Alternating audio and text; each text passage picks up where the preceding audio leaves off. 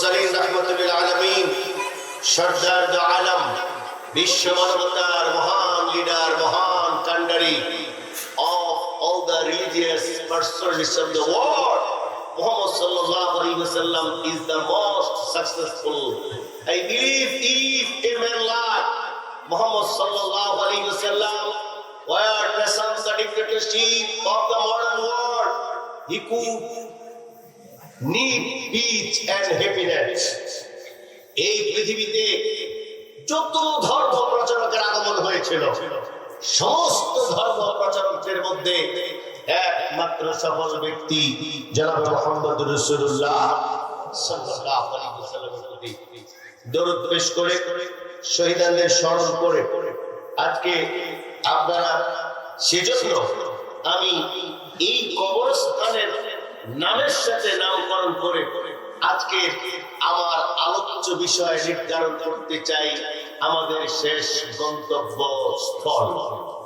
আমাদের শেষ গন্তব্যস্থল, আমাদের শেষ গন্তব্য, আওয়াজ দিয়ে বলুন সেটা কোথায়? আরো জোরে। শয়তান পৃথিবীর মানুষকে নামাজ ভুলাই দিতে চায় না। শয়তান পৃথিবীর মানুষকে কোরআন পড়ানো ভুলাই দিতে চায় না। শয়তান तमाम পৃথিবীর সমস্ত মানুষকে ভুলাই দিতে চায় এটা মৃত্যুর কথা। শয়তান মানুষকে ভুলাই দিতে চায় কবরের কথা।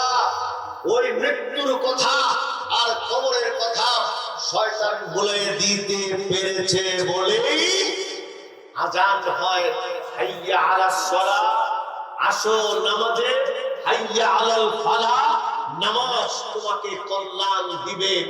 সেই কল্যাণ আমরা গ্রহণ করতে পারি না, সেই কল্যাণ আমরা নিতে পারি না। কেন? কারণ সেই পরকালের চিন্তা আমাদের নাই, আমাদের কবরের চিন্তা নাই।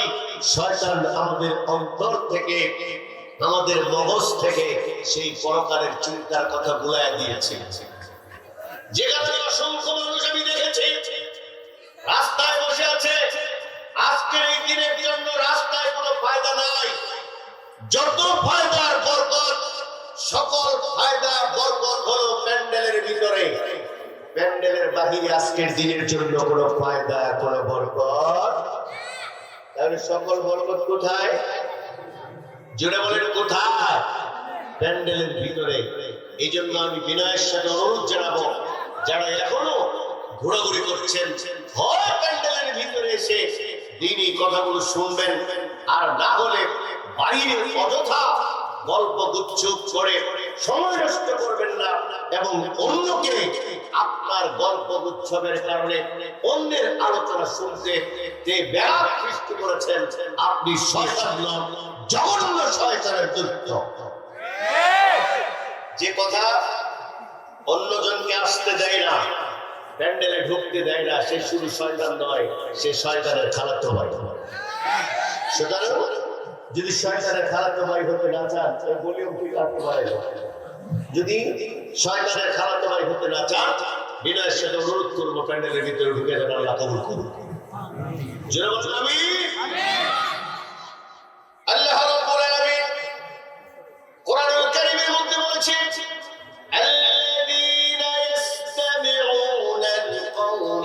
يتبعون أحسنه فأولئك هم الذين هداهم الله أولئك هم أولو الألباب। আমার মুসলমান ভাইরা বন্ধুরা, আল্লাহ রাব্বুল আলামিন কোরআনুল কারীমের মধ্যে বলেছেন, আল্লাযীনা, যারা ইয়াসতামিউনা কথাগুলো মনোযোগ দিয়ে শুনে, সুন্দর কথাগুলো, উত্তম কথাগুলো মনোযোগ দিয়ে যারা শুনবে, আর সেই উত্তম কথা থেকে যারা নিয়ত করবে, ভালো কথাগুলো গ্রহণ আর বরণ করবে, এই কথাগুলোর বদৌলতে আল্লাহ রাব্বুল আলামিন ওয়াদা করেছেন, এই কোরআনের ব্যাখ্যা বিশ্লেষণের কথাগুলো যারা মনোযোগ দিয়ে শুনবে, তার মানে এই প্যান্ডেলের গুরুত্ব দিয়েছে স্বয়ং আমার আল্লাহ। কে গুরুত্ব দিয়েছে? আল্লাহ। স্বয়ং আল্লাহ গুরুত্ব দিয়ে বলেছেন, যারা এই কোরআনের কথা, এই কোরআনের ভালো কথাগুলো, ব্যাখ্যা বিশ্লেষণ গুলো যারা মনোযোগ দিয়ে সহকারে শুনবে আর এখান থেকে আমল করার নিয়ত করবে, আল্লাহ পাক বলছেন ওয়া উলাইকা হুম উলুল আলবাব। আমি আল্লাহ ওই সমস্ত বান্দাদের অন্তরের ভিতরে হেদায়েতের রূহ জাগ্রত করে দিব। সুতরাং কোরআনের আলোচনা শুনলে পরে, এই কোরআনের কথাগুলো শুনলে পরে আমাদের অন্তরের ভিতরে হেদায়েতের রূহ জাগ্রত করে দিবেন কে? আল্লাহ। আরো জোরে বলেন না কে? আল্লাহ। আমাদের অন্তরের ভিতরে হেদায়েতের রূহ জাগ্রত করে দিবেন আল্লাহ। তাহলে হেদায়েত পাওয়ার জন্য এই ধরনের মাহফিলের দরকার আছে না নাই? আমার মুসলমান ভাইরা বন্ধুরা, যেহেতু আমি বলেছি আজকে আমার আলোচ্য বিষয় পরকালের গন্তব্যস্থল, আমাদের শেষ মন্দির, শেষ গন্তব্যস্থল, ওই শেষ গন্তব্যস্থলের নাম হলো কবর। জন্মের পূর্বে পৃথিবীতে মানুষকে তিনটি স্তর অতিক্রম করা লাগে। কয়টা? তিনটা। ভালো করে শুনবেন। এক, আদমে আরওয়া, রূহানি জগৎ, মাতৃগর্ভ পৃথিবী। মৃত্যুর আগে মানুষকে তিনটি স্তর অতিক্রম করা লাগে। আদমে আরওয়া রূহানি জগতের মধ্যে ছিলাম, কোনো সমস্যা ছিল না, কোনো কষ্টের মধ্যে ছিলাম না। আবার যখন মাতৃগর্ভের ভিতরে প্রবেশ করলাম, মাতৃগর্ভের ভিতরে প্রবেশ করার পরও কোনো কষ্ট নাই, যন্ত্রণা নাই, দুঃখ নাই। মাতৃগর্ভ থেকে যখন দুনিয়াতে এসেছি, দুনিয়ায় আসার পরেও দুনিয়ার জীবনটা হাসি খেলা তামাশার মধ্য দিয়ে কেটে যাচ্ছে, টের পাচ্ছি না। এইভাবে করে যাইতে যাইতে সীমিত সংক্ষিপ্ত একটা সময় দিয়া আল্লাহ পাক আমাদেরকে দুনিয়ায় প্রেরণ করেছেন। এই সংক্ষিপ্ত সময়টা হলো পরকালের পাথেয় অর্জন করা। এই সংক্ষিপ্ত সময় হলো কবরের পাথেয় অর্জন করা।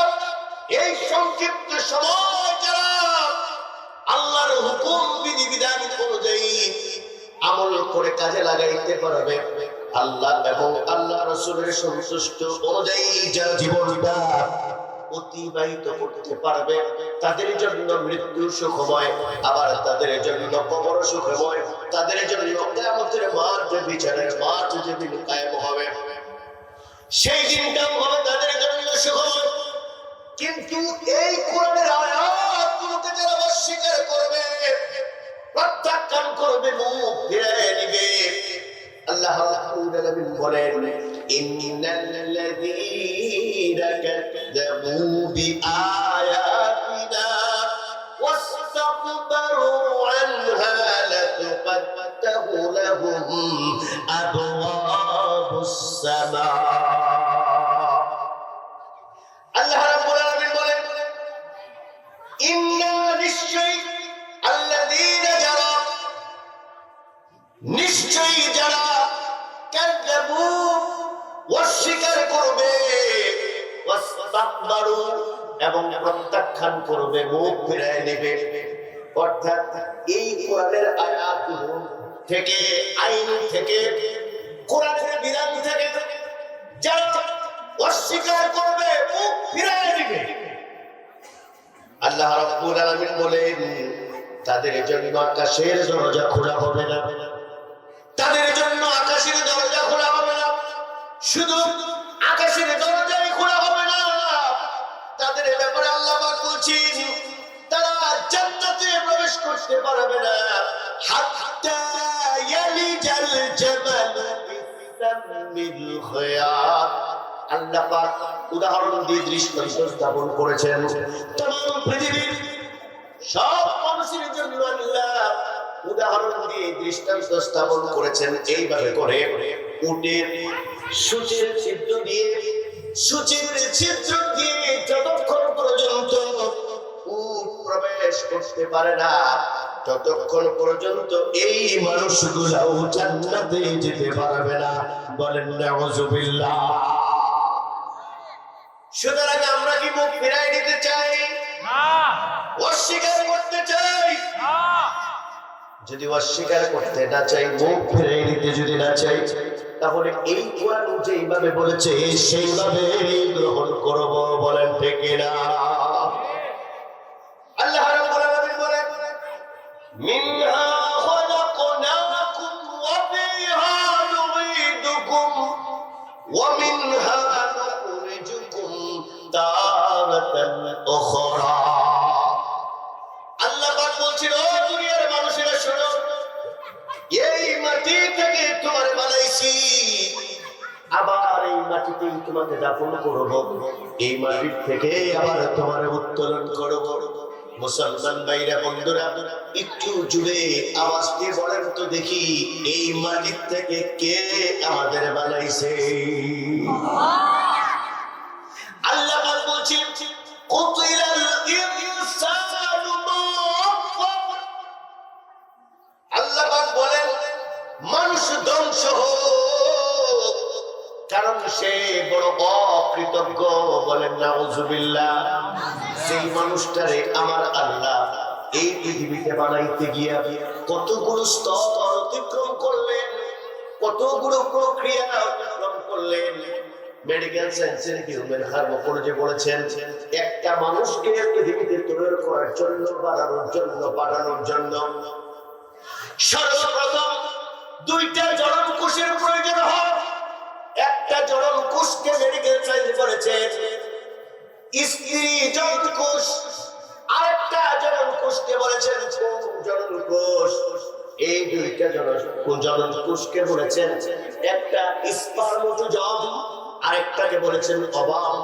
একটা হলো শুক্রাণু, আরেকটাকে বলেছেন ডিম্বাণু। এই শুক্রাণু আর ডিম্বাণু দুইটার মিলনকে মেডিকেল সায়েন্সে বলেছেন ফার্টিলাইজেশন। আমার আল্লাহ তাদের সেই মেডিকেল সায়েন্সের থিওরি পবিত্র কোরআনুল কারীমের সূরা দাহরের মধ্যে দিয়ে দিয়েছে। বলেন সুবহানাল্লাহ। আজকে মেডিকেল সায়েন্স বলে লেটেস্ট, আমি বলি না না, তোমার মেডিকেল সায়েন্স লেটেস্ট হতে পারে না।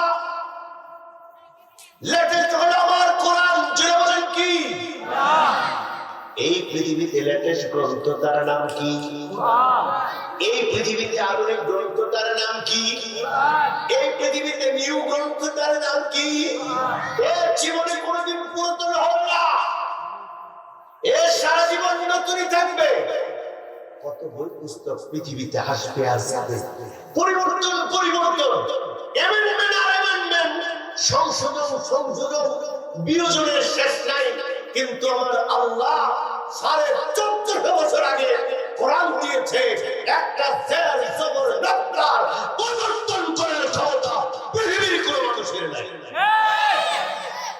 কিয়ামতের আগ পর্যন্ত হবে না। ঠিক কিনা বলেন?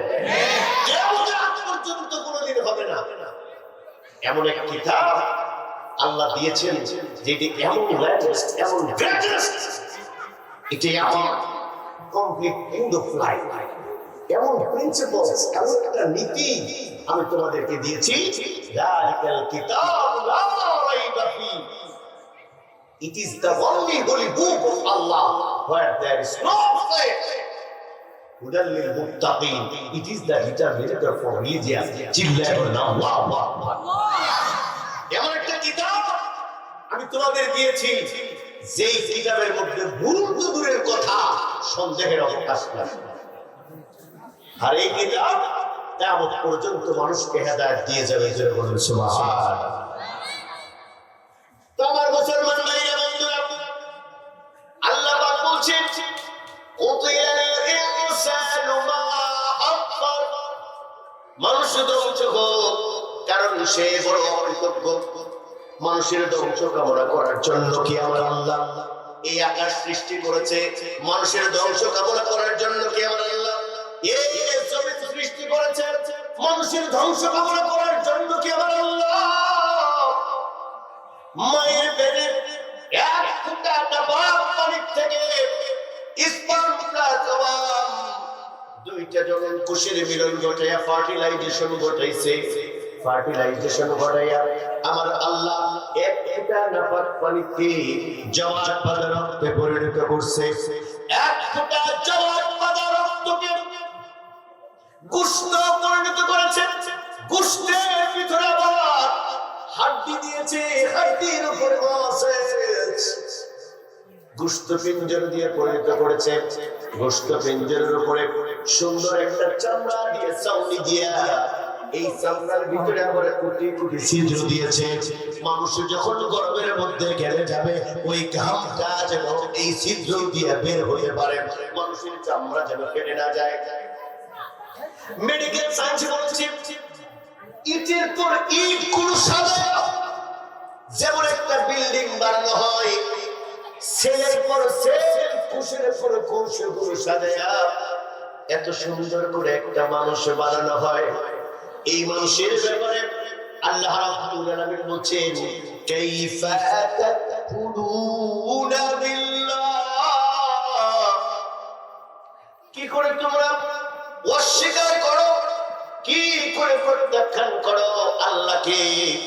ও দুনিয়ার মানুষেরা, কি করে তোমরা আল্লাহকে প্রত্যাখ্যান করো, অস্বীকার করো। কুনতুম আমওয়াতান, তোমরা ছিলে মৃত। আমরা কি ছিলাম? কথা কয় বুঝেন না? আল্লাহ বলছেন তোমরা ছিলে মৃত। কি ছিলাম? মৃত। আমরা ছিলাম মৃত। এক ফোঁটা নাপাক পানি, এক ফোঁটা কি নাপাক পানি। আল্লাহ রাব্বুল আলামিন বলেন ইয়া আইয়ুহাল ইনসানু মা গাররাকা বিরাব্বিকাল কারীম। আল্লাহু আকবার। ইয়া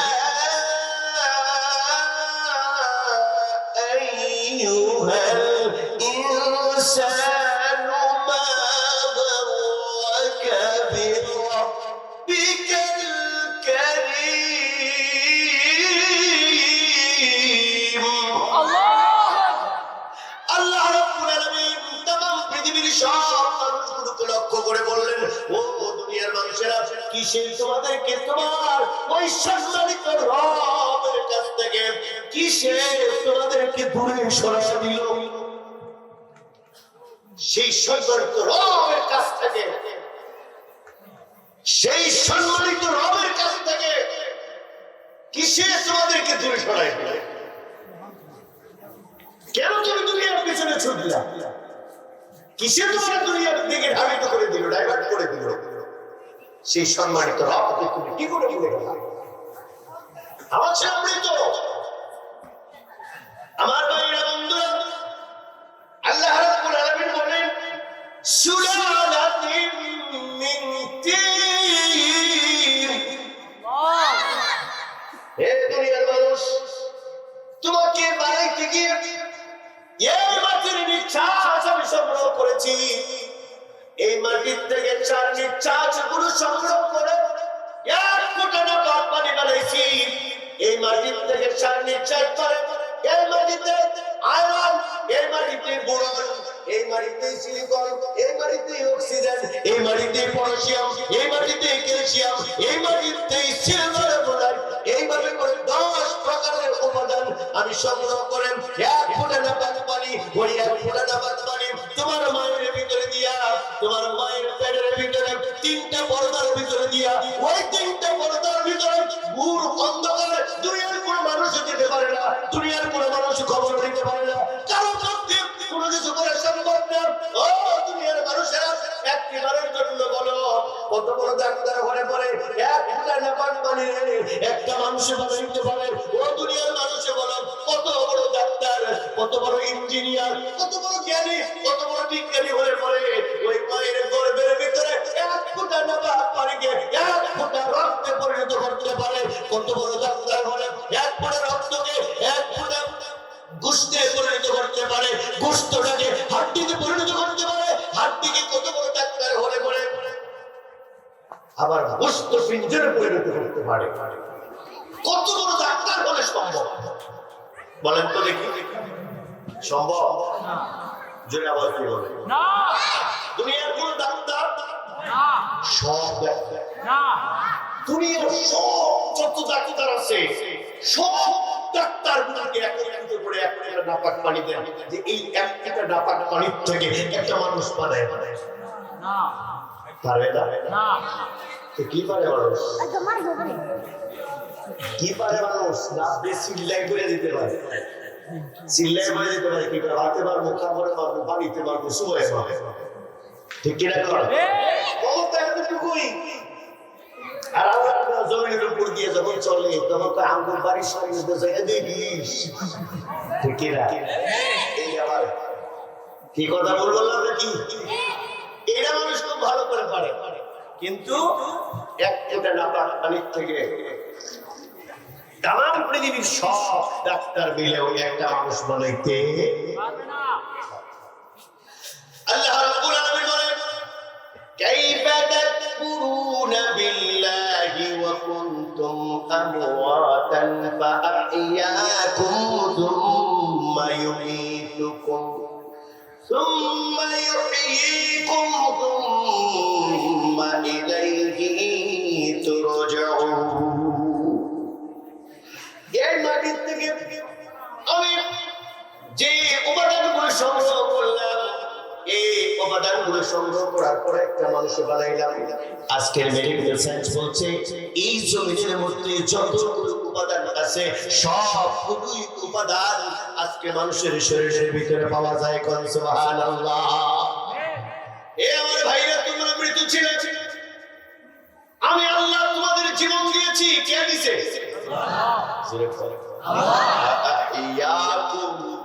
আমি আল্লাহ তোমাদের জীবন দিয়েছি। এই জীবনটা দিয়ে পৃথিবীতে ছেড়ে দিয়েছি। আমরা আজকে এই দুনিয়ার ভিতরে চলছি, আর এই দুনিয়ার ভিতরে চলতে গিয়া একটিবারের জন্য চিন্তা করি না কে আমার দুনিয়ায় পাঠাইলো, কি জন্য আবার দুনিয়ায় পাঠাইলো, আমি কি জন্য দুনিয়াতে আসলাম। একটিবারের জন্য চিন্তা করি না কে আমার বাঁচায় রাখছে, কে আমার রিজিকের ব্যবস্থা করে, কে আমার খাওয়ায়, কে আমার সুস্থ রাখে। আমি যখন ঘুমায় যাই, আমি যখন মৃত হয়ে যাই, ওই ঘুমন্ত মৃতটা মানুষটাকে আবার কে জায়গায় দেয়, একটাবারের জন্য মানুষ চিন্তা করে না। একটাবারের জন্য যদি মানুষ চিন্তা করতো আমি দুনিয়াতে আসছি, আমার কোথায় যাব, আমার শেষ কর্তব্যটা কোথায়, একটাবারের জন্য যদি দুনিয়ার মানুষেরা চিন্তা করতো, একটা মানুষ দুনিয়ার মধ্যে মুসলমান পরিচয় দেওয়ার পরে বেনামাজি খুঁজে পাওয়া যাইত না। ঠিক কি না? কারণ মানুষের চিন্তা তো এর মধ্যে নাই। শুধু মানুষের চিন্তা একটাই, দুনিয়ার সফলতা।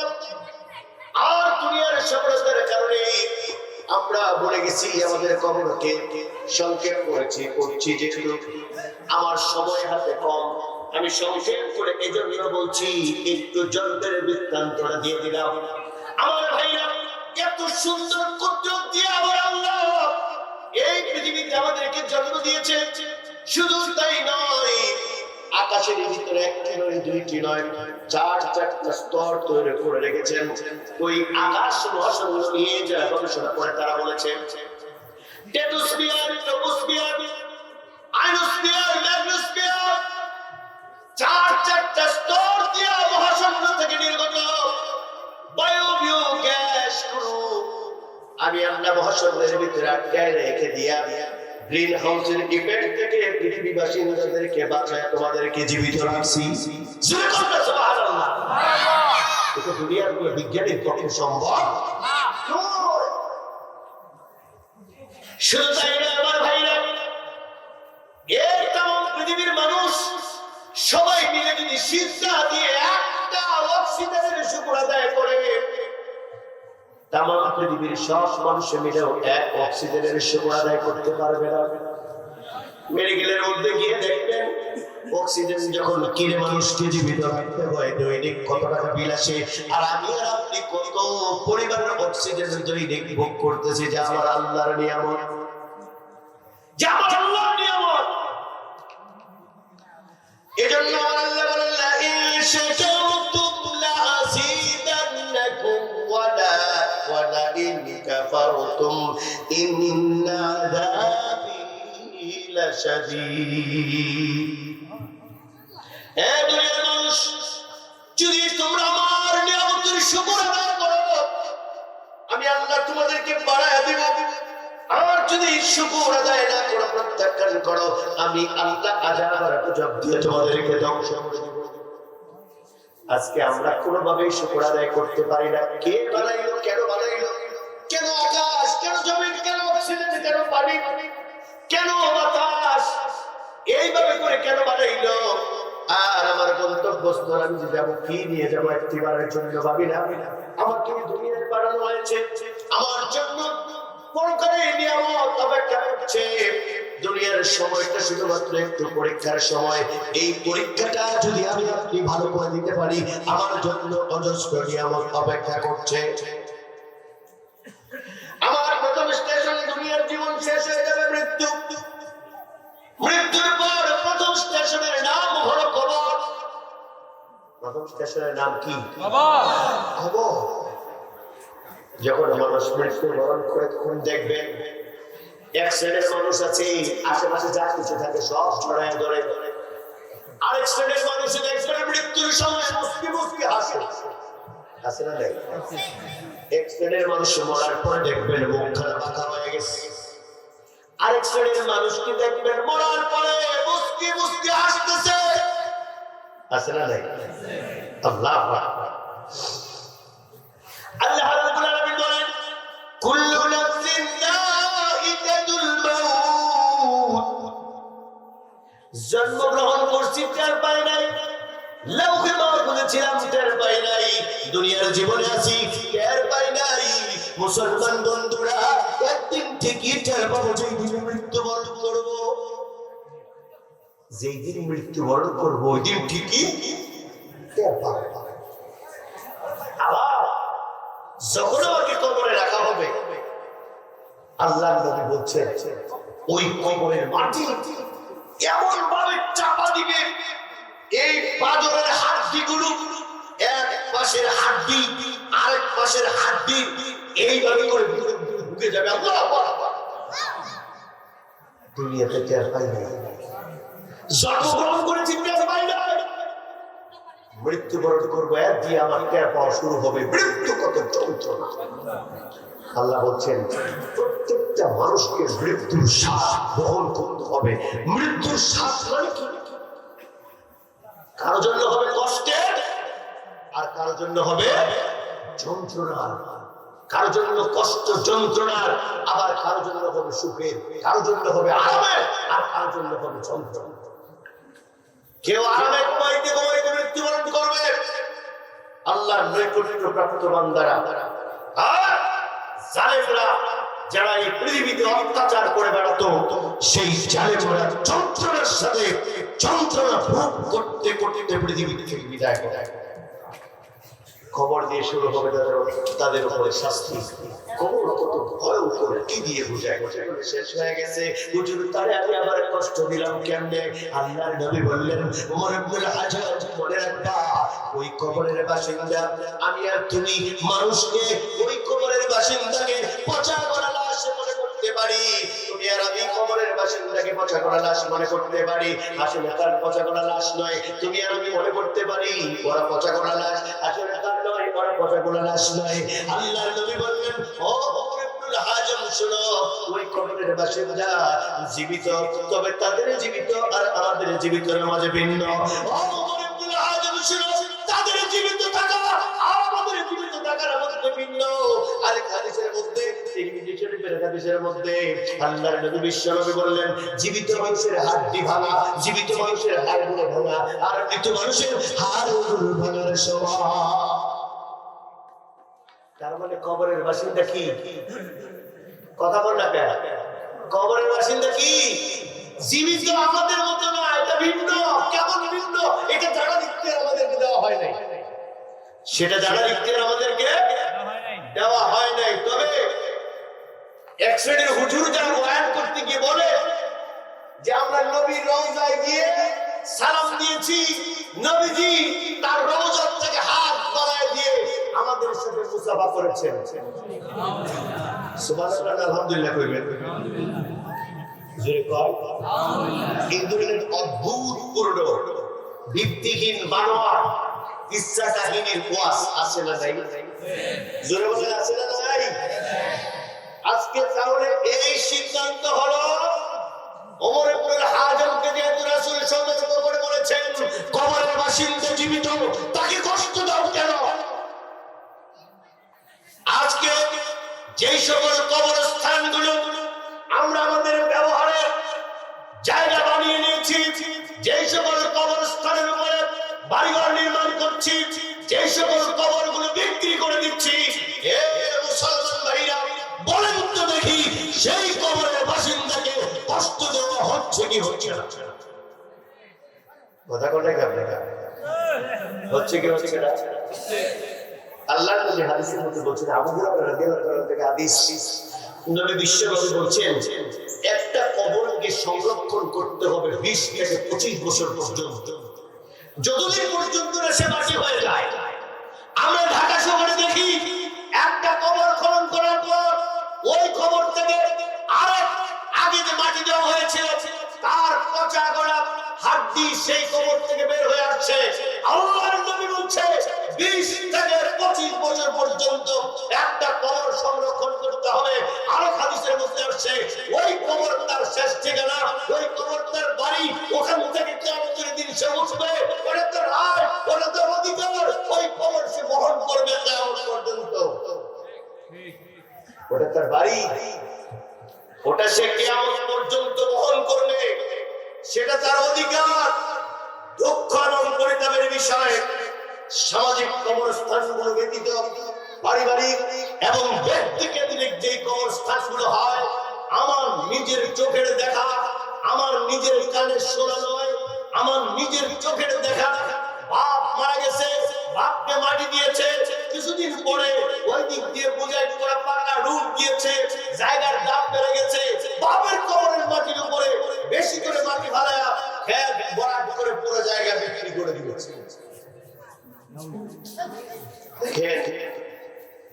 আমি আর আপনি 10 তলা একটা বিল্ডিং বানায় যাইতেছি। কি বানায় যাইতেছি? কথা বল না, খারাপ লাগতেছে আপনাদের? সেই আমি 10 তলা একটা বিল্ডিং বানায় যাইতেছি। এই বলেন এই বিল্ডিং বুক করবে কারা? এই বিল্ডিংটা বুক করবে কারা? আমার উত্তর এদিকে আমার ছেলেমেয়েরা। আমাকে যেখানে মাটি দিয়েছে আমি আমার সন্তানের জন্য 10 তলা একটা বিল্ডিং বানিয়ে গেছি। এরপরে আমার সন্তানদের পেট ভরে নাই। আমাকে যেই জায়গায় মাটি দিয়েছে এই আমার সন্তানেরা আমার কবরের জায়গা থেকে বিক্রি করে দিয়েছে। আছে না নাই? কয় জঘন্য অপরাধ, পৃথিবীতে সবচেয়ে নিগৃহীত নির্দিষ্ট জঘন্য অপরাধ কবরস্থানকে ব্যবহার করা। আল্লাহর নবী বিশ্বনবী বলছেন, আবু হুরায়রা রাদিয়াল্লাহু তাআলা তিনি বলেন, নবী বিশ্বনবী বলছেন কেউ যদি কবরস্থানের উপরে বসে, শোনো এই বক্তব্যগুলো সচরাচর হয় না, এই বক্তব্যগুলো দেয় না, তাই তো 10 তলা বিল্ডিং বানায়। যেই কবরের মধ্যে সে থাকবে সেই কবরটা চক্র করে মৃত্যুবরণ করবে, এই চিন্তাটাই সে করে না। এই কথা বলে ঠিক করে কিছুদিন আগে এই 1 মাসও হবে না মিনিমাম এরকম আমি একটা জানাজায় গেছি। সেই জানাজায় লাশ দাফনের জন্য যখন মাটি দিতে গেছি আমি তখন আকাশের দিকে তাকায় বলছি, আল্লাহ যতদিন পর্যন্ত নিরাপদ কবরস্থানের ব্যবস্থা করতে না পারবো আল্লাহ ততদিন পর্যন্ত আমার মৃত্যু দেখতে দেবে। কি বিস্কি জায়গা, বাস জঙ্গলের নিচে, এদিক দিয়ে গোবরের কালি, ওদিক দিয়ে বাথরুম, এমন নির্দিষ্ট একটা জায়গা তা হলো কবরস্থান। এমন জায়গায় দাফন করার চাইতে আমার মনে হয় তাকে পানিতে ভাসায় দেওয়া। যে মানুষ 10 তলা বিল্ডিং করে দিতে পারে, 4 তলা বাড়ি করে দিতে পারে, যে কবরে থাকবে সে জনম জনম সেই কবর থেকে উঠবে সে কিয়ামতের দিন।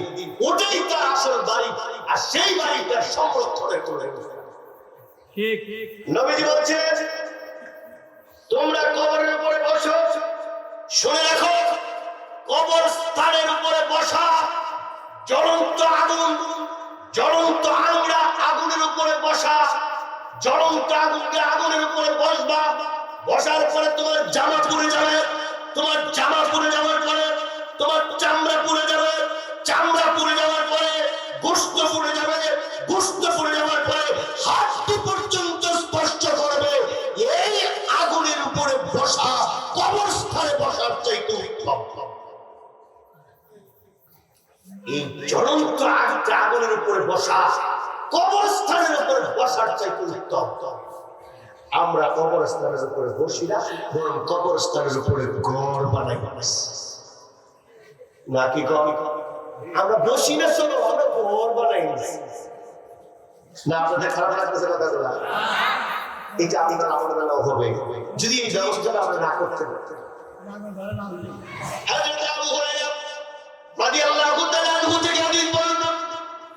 আল্লাহর নবী বিশ্ব নবী বলছেন সে কবরস্থানের উপরে হাঁটা। আমাদের দেশের এক শ্রেণীর মানুষ আছে এমন কবরস্থানের উপর দিয়ে রাস্তা বানায় নিছে, আছে না নাই? আল্লাহর নবী বলছেন শোনো, কবরস্থানের উপরে দিয়ে হাঁটা। নবীজি বলছেন একটা ধারালো ছুরি দেওয়া হবে, ওই ধারালো ছুরির উপর দিয়ে হাঁটবা। ওই ধারালো ছুরির উপর দিয়ে হাঁটতে গিয়া যদি তোমার পায়ের চামড়া ছিঁড়ে যায়, যদি তোমার পায়ের চামড়া কেটে যায়, এরপরে গোশত কেটে যাবে, এরপরে হাড়টি পর্যন্ত কেটে যাবে, তারপরেও তুমি ওই কবরস্থানের উপর দিয়ে হাঁটবা না, এই ধারালো ছুরির উপর দিয়ে হাঁটবা। তোমার যদি জায়গা না থাকে যাওয়ার, জ্বলন্ত আগুনের উপর দিয়ে হাঁটবা। জ্বলন্ত আগুনের উপর দিয়ে হাঁটতে গিয়া তোমার পায়ের চামড়া পুড়ে যাবে, জ্বলন্ত আগুনের উপরে হাঁটতে গিয়া তোমার পায়ের গোশত পুড়ে যাবে, হাড়টি পর্যন্ত স্পর্শ করবে, তারপরেও তুমি জ্বলন্ত আগুনের উপর দিয়ে হাঁটবা, কবরস্থানের উপর দিয়ে নয়।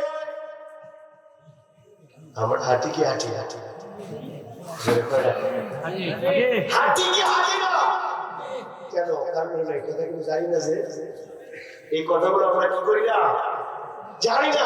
এই কথাগুলো ওয়াজ হয় না, কত ওয়াজ হয়, এই কথাগুলো ওয়াজ হয় না। আল্লাহ রাব্বুল আলামিন বলেন মিনহা খালাকনাকুম ওয়া ফিহা নুঈদুকুম ওয়া মিনহা নুখরিজুকুম তারাতান উখরা।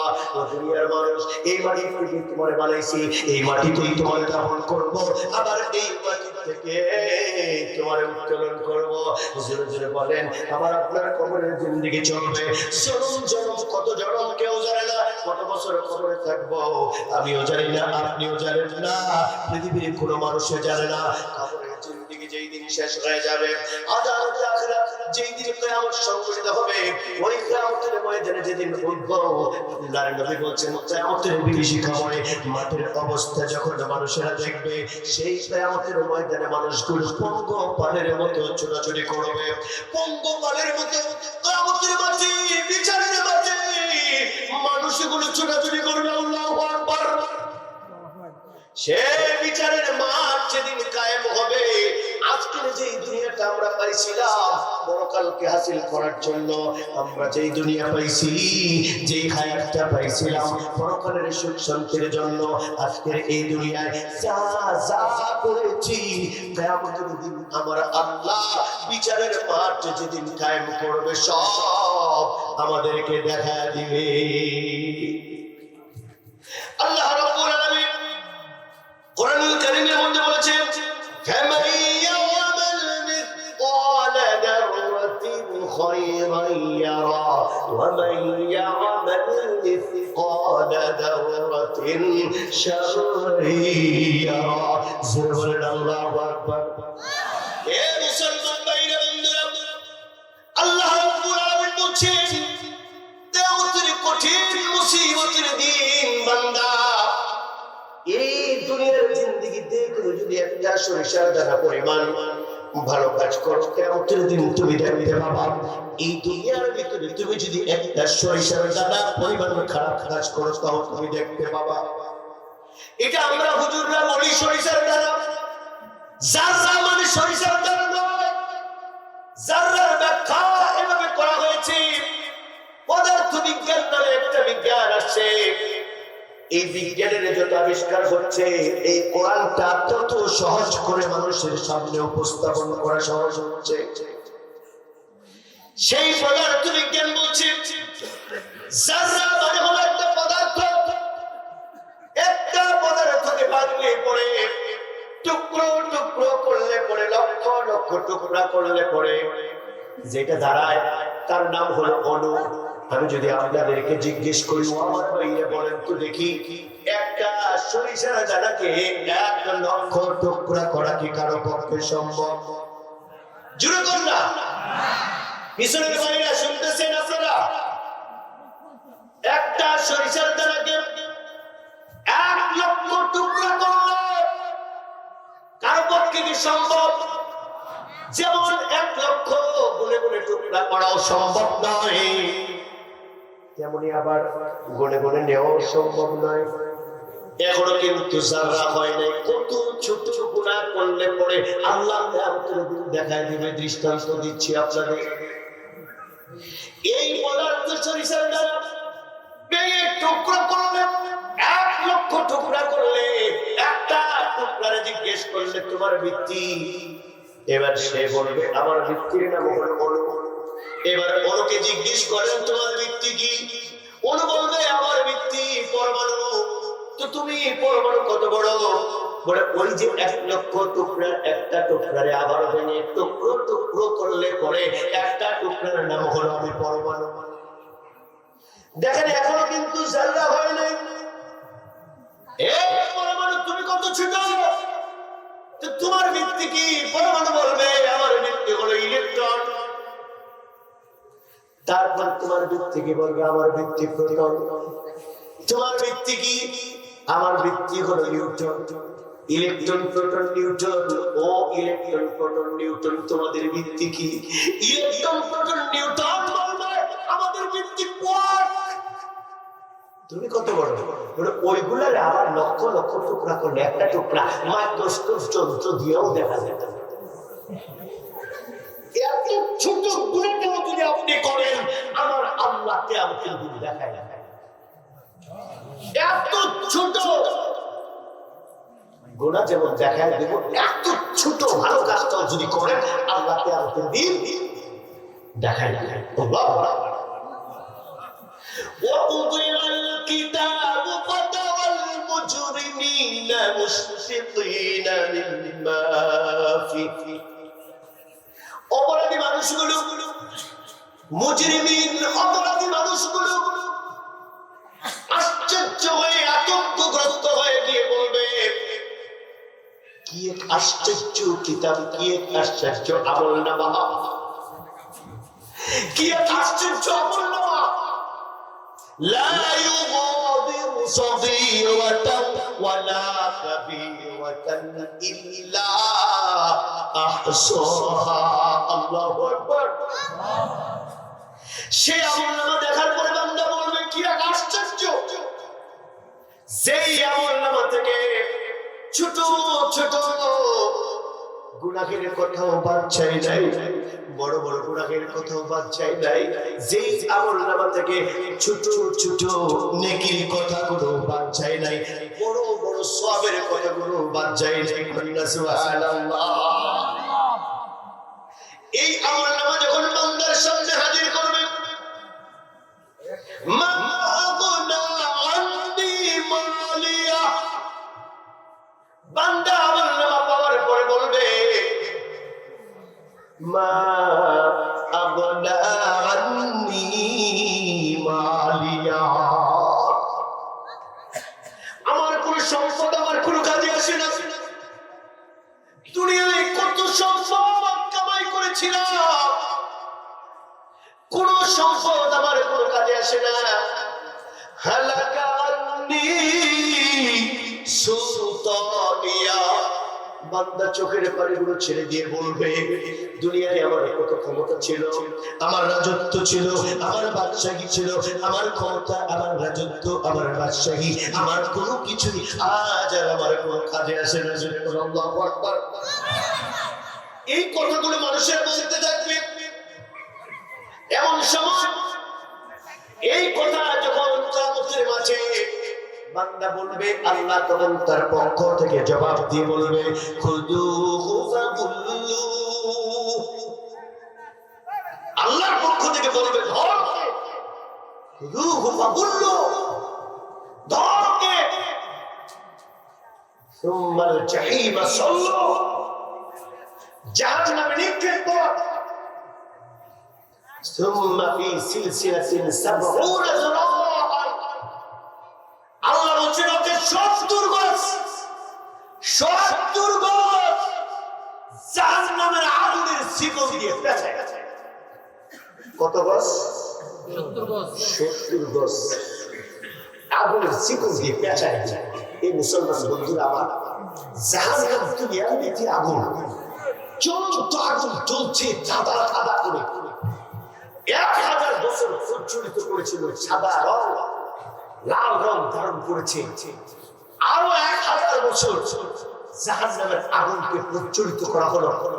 এরপরে সেই আগুন কালো বর্ণ ধারণ করলো। এক পাশের আগুন আরেক পাশের আগুনকে কামড়ে খাওয়া শুরু করলো। জাহান্নামের আগুন আল্লাহর কাছে নালিশ করে বলছিল, আল্লাহ আমার এক পাশের আগুনকে আরেক পাশের আগুন খায় বলছে।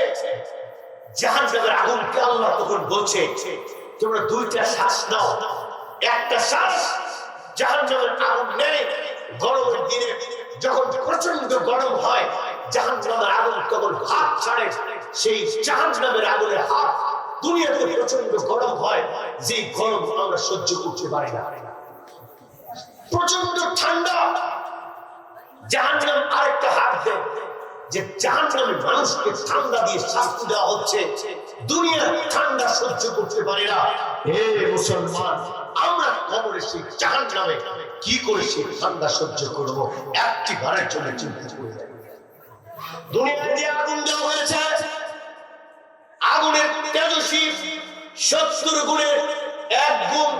তাও আবার রাসূল বলছেন, এই 1 গুণ আগুন সমুদ্রের পানি দিয়ে 2 বার করে ধৌত করে দেওয়া হয়েছে।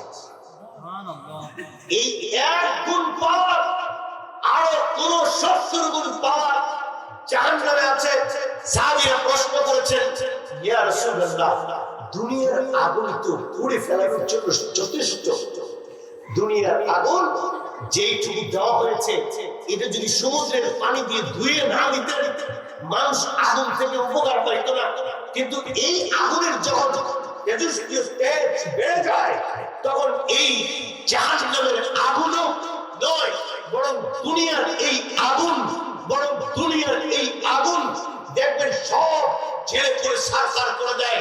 আমরা দেখেছি বাংলা বাজারে যখন আগুন লেগেছিল, সব ছেড়ে করে সরকার করে দিয়েছে। কথা বলেন ঠিক কিনা? দুনিয়ার আগুনের যদি এই পাওয়ার হয়, হে মুসলমান বন্ধুরা, আজকের এই বক্তৃতা যারা শুনছেন, আমি আপনাদের উদ্দেশ্য করে বলছি, দুনিয়ার আগুনের পাওয়ার যদি এই হয়, তাও আবার 1 গুণ পাওয়ার, সেটা আবার দুনিয়ার সমুদ্রের পানি দিয়ে ধৌত করা। এই আগুনের যদি এই পাওয়ার হয়, জাহান্নামের আগুনের পাওয়ার কত? এরপরে বলছেন, এই জাহান্নামের ভিতরে বান্দা থাকবে, থাকার পরে আবার 70 গজ আগুনের শিকল দিয়ে পেঁচাই দিচ্ছে। কেন? এটা তদানীন্তন সময়ে যখন আমরা পড়েছিলাম তখন বুঝি না। যখন আস্তে আস্তে বড় হলাম, ঢাকাতে আসলাম, আসার পরে ঢাকা শহরের বড় বড় হোটেলের সামনে দিয়ে যখন যাচ্ছিলাম, হঠাৎ করে দেখি একটা মুরগিটা আস্তা ঝুলানো, সেই মুরগিটা এরকম একটা শিকের মধ্যে দিয়া, এরকম শিকটা একটা গ্রিলের মধ্যে ঘুরতেছে, আর এই মুরগিটা ঘুরতেছে আর ঘুরতেছে, নিজ দিয়ে আগুন জ্বলতেছে, নিজ দিয়ে আগুন জ্বলতেছে। এমন সময় মুরগিটা ঘুরতেছে আর আগুন জ্বলতেছে, মুরগিটা ঘুরতেছে, আগুনের মধ্যে ঘুরতেছে, মুরগিটা ঘুরতেছে, আগুনের মধ্যে পড়তেছে। আমরা মজা করে খাই, এটা গ্রিল খাই, আমরা মজা করে কাবাব খাই। আমরা বলি কি বলি না? কি ভাই আমরা বলি না? কেউ বলি আমরা কাবাব খাই, কেউ বলি আমরা গিরিল খাই। এই যে কেউ বলি আমরা গিরিল খাই, কেউ বলি আমরা কাবাব খাই। হে মুসলমান, একবারের জন্য জীবনে কি চিন্তা করে দেখেছেন? 70 গজ আগুনের শিকল দিয়ে পেঁচায় দাও, 70 গজ আগুনের শিকল দিয়ে পেঁচায় দাও। তার মানে হলো আজকের এই মুরগিটা গ্রিলের মধ্যে যেভাবে করে ঘুরতেছে আর পড়তেছে, ঘুরতেছে আর পড়তেছে, ঠিক এইভাবে করে জাহান্নামের আগুনের শিকলের মধ্যে এই মানুষটা ঠিক এইভাবে করে ঘুরতে থাকবে আর পড়তে থাকবে, এইভাবে করে ঘুরতে থাকবে আর পড়তে থাকবে। আল্লাহ তুমি আমাদেরকে জাহান্নামের আগুন থেকে বাঁচায় দাও। জোরে বলো আমিন। আল্লাহ তুমি আমাদেরকে জাহান্নামের আগুন থেকে বাঁচায় দাও। আমিন। আল্লাহ নবী বলছে আনা আদি রাদিয়াল্লাহু তাআলা قال رسول الله صلى الله عليه وسلم जो हजरत आदि রাদিয়াল্লাহু তাআলা থেকে বর্ণিত তিনি বলেন আল্লাহ পাক বান্দার সাথে যখন কথা বলবেন তখন বান্দার সাহায্যকারী খুঁজবে, তার দিকে তাকাবে, ইল্লা ওয়াকাত তার কোন ছাড়া কিছুই দেখবে না। বান্দা বাঁচার জন্য বাম দিকে তাকাবে, বাম দিকেও কোনা ছাড়া কিছুই দেখবে না। নির্ভয় হয়ে চোখের পানিগুলো ছেড়ে দিয়ে বান্দার সামনের দিকে তাকাবে, সামনের দিকে তাকায় দেখবে তিনি জাহান্নামের আগুন ধাঁধা ধাঁধা করে আসতেছে, জাহান্নাম ধাঁধা ধাঁধা করে আসতেছে। 70,000 ছেলে দিয়ে জাহান্নাম বাধা থাকবে, প্রত্যেকটি পরের মধ্যে 70,000 করে ফেরেশতা ধরে রাখবে। এরপরও জাহান্নাম ধরে রাখতে পারবে না। আর হাদিসের মধ্যে আল্লাহর নবী বিশ্বনবী বলছেন আল্লাহর নৈকট্যপ্রাপ্ত পয়গম্বরগণ, নবী রাসূলগণ তাদের হাঁটু পর্যন্ত কিয়ামতের মাঠে মাটিতে ফেলে দিয়ে বলবে রব্বি সাল্লিম, রব্বি সাল্লিম, রব্বি সাল্লিম। আল্লাহ জাহান্নামের আগুন থেকে আমারে বাঁচাও, জাহান্নামের আগুন থেকে আমারে বাঁচাও। জান্নাতের পয়গম্বর মুসা নবী বলবে আল্লাহ মা চাই না, বাপ চাই না, সন্তান স্ত্রী কাউরি চাই না, আল্লাহ তুমি জাহান্নামের আগুন থেকে আমারে বাঁচাও। আল্লাহু আকবার, আল্লাহু আকবার। কিয়ামতের ময়দান কত বিভীষিকাময়, কিয়ামতের ময়দান কত বিভীষিকাময়, কি দিয়ে বুঝাই? আল্লাহ নবী ঘরের মধ্যে গেলেন, ঘরের মধ্যে যাওয়ার পরে দেখে আয়েশা সিদ্দিকা রাদিয়াল্লাহু তাআলা কাঁদতেছেন। আয়েশা সিদ্দিকা রাদিয়াল্লাহু তাআলা কাঁদতেছেন। আল্লাহ নবী জিজ্ঞেস করলেন আয়েশা কাঁদো কেন? আয়েশা কথা বলে না। নবীজি বলছেন আয়েশা তোমার শরীর খারাপ? আয়েশা কথা বলে না। কোনো সমস্যা? বলে না। কিন্তু তুমি কাঁদো কেন? বলে হুজুর আমি কাঁদতেছি, আপনি যখন সাহাবীদের সামনে কিয়ামতের বিভীষিকাময় ময়দানের বর্ণনা দিয়েছেন, হুজুর আমি হুজরাত থেকে শুনেছি আর আমার কল্পনার জগতে কিয়ামতের ময়দানটাকে সামনে তুলে এনেছি। আর এই যদি কিয়ামতের ময়দান হয় হুজুর কি করে বাঁচবো? এজন্য হুজুর আমার কান্না পাচ্ছে। এক পর্যায়ে আয়েশা বলছেন হুজুর আপনার কাছে একটা কথা জিজ্ঞাসা। আল্লাহ নবী বলেন আয়েশা বলো কি কথা? এমন সময় আয়েশা বলছেন হুজুর কিয়ামতের ময়দানে এইরকম বিভীষিকাময় মাঠ যখন কায়েম হবে হুজুর আপনি আমাদের দেখবেন তো? হুজুর আপনার পরিবারের খোঁজ খবর নেবেন তো? হুজুর আপনার পরিবারকে আপনি দেখবেন তো? আল্লাহু আকবার। হে মুসলমান সাবধান, আবার বলছি সাবধান। আয়েশা বলছেন আল্লাহর নবীকে বলছেন, নিজে স্ত্রী স্বামীকে বলছেন হুজুর আপনি আমাদের দেখবেন তো? হুজুর আপনি আমাদের খোঁজ খবর নেবেন তো? আল্লাহর নবী থমকে গেছিলেন। এক পর্যায়ে গিয়ে বলেন আয়েশা শুনো 3 জায়গায় কেউ কারো দিকে তাকাবে না। কয় জায়গা? কেউ কারো তো মনেই থাকবে না, কেউ কারো দিকে তাকাবে না, কেউ কারো তো মনেই থাকবে না। ব্যাখ্যা করার সময় নেই আজকে। আরেকটু যদি সুযোগ হয় শুধু এতটুকু বলছি আছে আয়েশা আল্লাহর নবী বলেন আয়েশা শোনো যখন আল্লাহ বান্দাকে আমলনামা দিবেন ডান হাতে না বাম হাতে, বান্দা এই টেনশনে তার কারো ক্ষেত্রে বাপ সন্তান স্ত্রী কারো ক্ষেত্রে মনে করে আমলনামা যখন ওজন করা হবে আয়েশা শোনো আমলনামা যখন ওজন করা হবে আমলনামা ওজন করার সময় আল্লাহর নবী বলেন আয়েশা সেই আমলনামা নেকির পাল্লা ভারী হয় না হালকা হয় এই টেনশনে কারো কত মনেই থাকবে না। কি ময়দান, কি আশ্চর্য ময়দান! এই কথা আয়েশাকে বলার মানে কি, আয়েশা খবরদার নিজের আমলের উপরে নির্ভর করবা, নিজের আমলের উপরে নির্ভর করবা। নবীজি নিজের মেয়েকে ডাকতে বলছেন, ইয়া ফাতিমা বিনতে মুহাম্মদ সাল্লাল্লাহু আলাইহি ওয়াসাল্লাম সালিমি মা শি'তি মিন মালি লা উগনি আনকি মিনাল্লাহি শাইআ। হে ফাতিমা, নবী মেয়ে পরিচয় দিয়ে কিয়ামতের দিন কোনো লাভ নাই। আমার ধন মাল যা বলে চাই নিয়ে নাও, আমি নবী তোমাকে বাঁচাতে পারবো না। তার মানে কেউ কাউকে বাঁচাতে নির্ভর করবে তার আমলের উপরে। সাহাবী বলছেন, ইয়া রাসূলুল্লাহ, যে আগুন ধাঁধা ধাঁধা করে আসতেছে আমাকে পাকড়াও করার জন্য, সেই আগুন থেকে বাঁচবো কেমনে? আল্লাহর নবী বলেন, ওই আগুনকে নিভাবো, ওই আগুনকে নিভাবো, ওই আগুনকে নিভাবো। বলে হুজুর, সে আগুনটা নিভাবো কি দিয়ে? এমন সময় নবীজি বলছেন, ওরাও শিক্ষিত আমরা, ওরাও শিক্ষিত আমরা। ক্ষমতা যদি না থাকে একটা খেজুর চিড়ে খেজুরের একটা পশম হলো দান করো, যে দানের বদলতে আল্লাহ জাহান্নামের আগুন নিভাইয়া দিবেন। এক, দুই, ওই দানের বদলতে আল্লাহ নেকির পাল্লা ভারী করে দিয়ে দেবেন। আমরা চাই কি চাই না? জোরে বলেন, চাই কি চাই না? একটু হাতটা তুলে দেখাই তো। জাহান্নামের আগুন থেকে বাঁচতে চাই, জাহান্নামের আগুন নিভাতে চাই, হাত নামায়েন না, নিভাতে চাই। আল্লাহ তুমি কবুল করে বলেন আমিন। যারা হাতটা তুলে দেখাইলাম হাত নামান।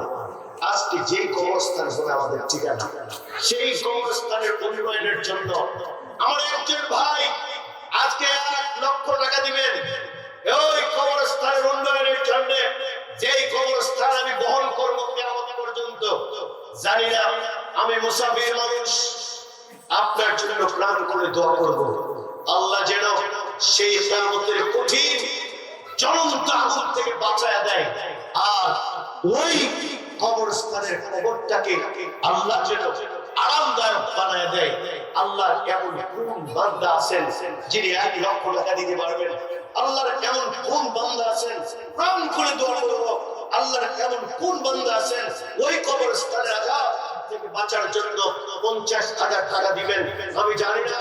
আল্লাহ আজকের এই বিশাল মজলিস ওই কবরস্থানের উন্নয়নের জন্য, যেই কবরস্থান আমাদের শেষ ঠিকানা, আমাদের জীবনের গন্তব্য, জানি না ওই গন্তব্যের উন্নয়নের জন্য আল্লাহ তোমার কোন বান্দা 1 লক্ষ টাকা দান করবে?